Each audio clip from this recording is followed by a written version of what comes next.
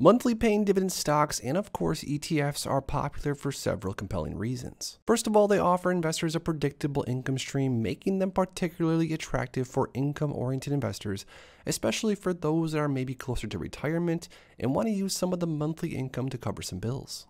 But on top of that, a monthly paying dividend ETF also helps investors with cash flow management and allows them to have more and more cash available on a consistent basis to reinvest and to buy more different stocks or ETFs across the market. Now in this video, we are going to be going through what I think are the 7 best monthly paying dividend ETFs across the entire stock market. And what's going to be cool about this video is we are going to go through some options that are much more on the conservative side, the much more slow and steady pace, but we're also going to cover a few higher yielding monthly paying ETFs that offer a massive amount of cash flow from day one. Now, if you consider yourself a dividend or income focused investor, definitely stick around because I promise you're going to find value in this video.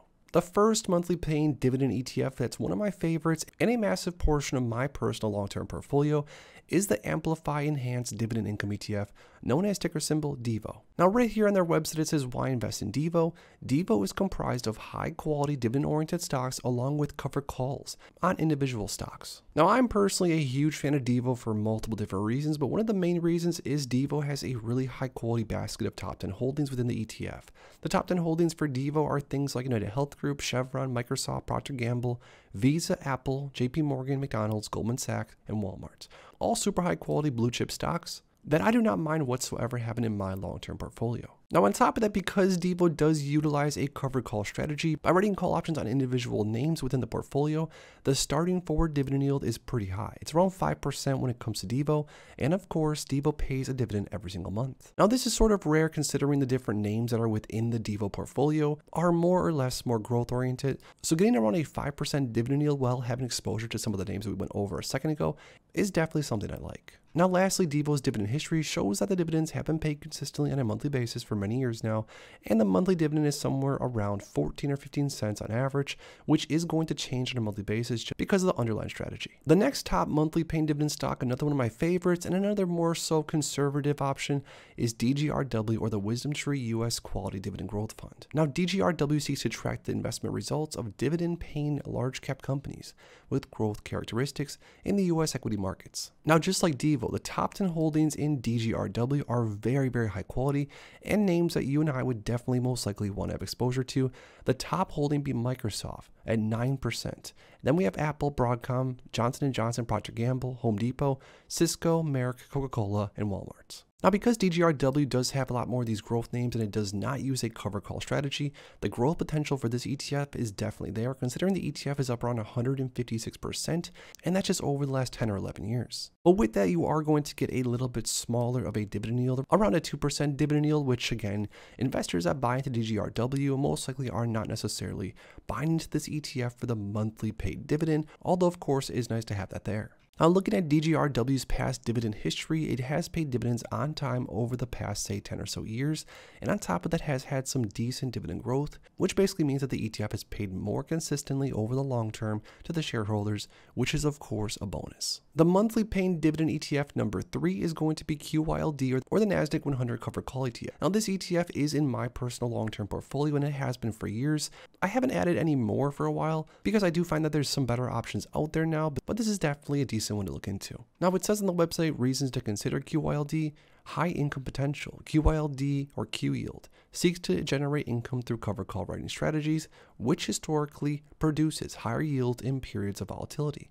And also, of course, it does distribute money every single month, which it has since I've held it years ago. Now, QYLD is going to give us a much higher starting dividend yield than any of the ETFs we went through so far, but that's of course going to come with a cost. Covered call ETFs, just like QYLD, a lot of times, not all the time, but a lot of times do have decay in an overall ETF price, and this is because of the covered call writing strategy. But with that, you are going to be getting around a 12% trailing 12-month dividend yield. And although if you look at all the dividends that QYLD has paid since inception, some of them have been much higher than what we've seen recently, the dividends have been pretty consistent and I'm not really complaining. The next monthly paying dividend ETF is going to be the JP Morgan Equity Premium Income ETF, or JEPI. Now it says seeking consistent premium income with lower volatility, JP Morgan Equity Premium Income ETF seeks to deliver monthly distributable income and equity market exposure with less volatility. So JEPI, just like most of the other covered call funds, buys a basket of stocks and then sells covered calls in the basket. Now, some of the biggest holdings in JEPI as of right now are things like Progressive,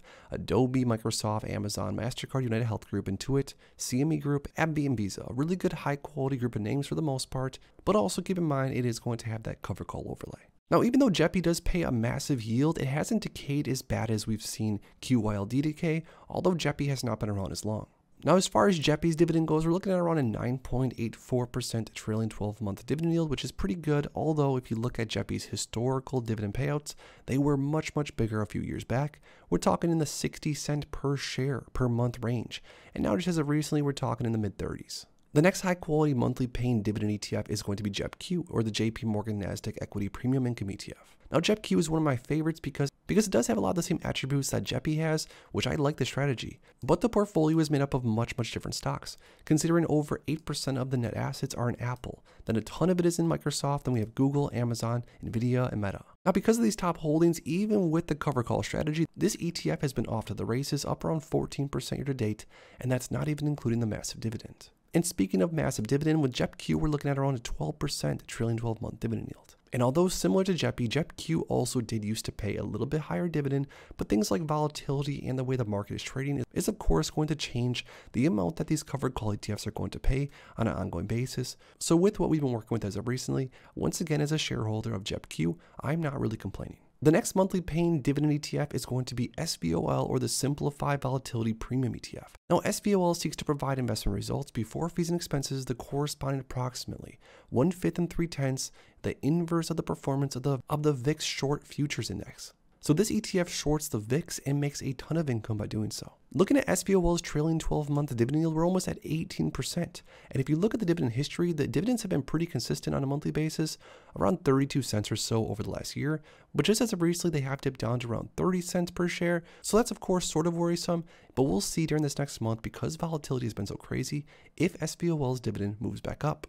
Now, the last and final dividend ETF that does offer a massive yield is of course none other than TSLY, or the YieldMax Tesla Option Income Strategy ETF. Now, this ETF, I'm sure as a lot of you guys know, references the Tesla stock and uses a synthetic cover call strategy. And by doing so, TSLY has been able to generate some massive dividends on a monthly basis so far. We're talking anywhere from over $1 on a monthly basis, $1.06, which was distributed back in July, to just as of recently around 57 cents per share. So there we have it. Those are 7 different monthly paying dividend ETFs that are definitely all without a doubt worth looking into. And for me specifically, I actually hold every single one of these ETFs throughout my portfolios. Now, some of the more basic ETFs like DIVO and DGRW are of course going to offer a different risk tolerance than something compared to like SVOL or TSLY. And that's why I always think it's important to stay diversified, which is exactly what I do for my portfolio. But now I want to hear from you guys down below. Out of all 7 of these ETFs we went through in this video, which one is your #1 favorite and why?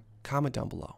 If you enjoyed this video, make sure to please drop a like on it and subscribe for more future content like this. Thanks as always for stopping by, and if you are interested in investing, make sure to check out these recent videos I posted right here.